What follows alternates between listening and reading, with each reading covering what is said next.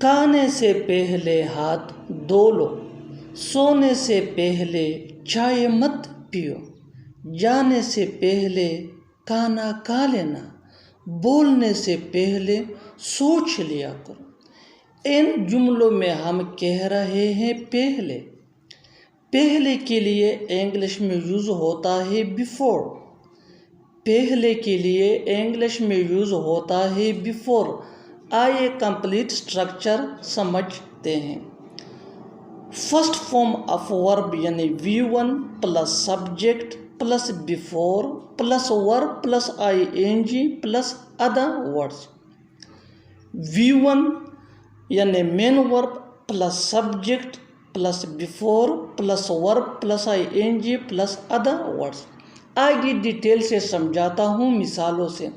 کھانے سے پہلے ہاتھ دھو لو، کھانے سے پہلے ہاتھ دھو لو۔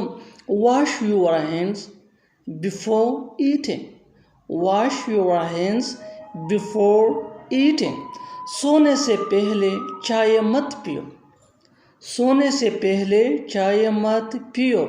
Don't have T before sleeping, don't have T before sleeping. جانے سے پہلے کھانا کھا لینا، جانے سے پہلے کھانا کھا لینا۔ Have meal before going, have meal before going.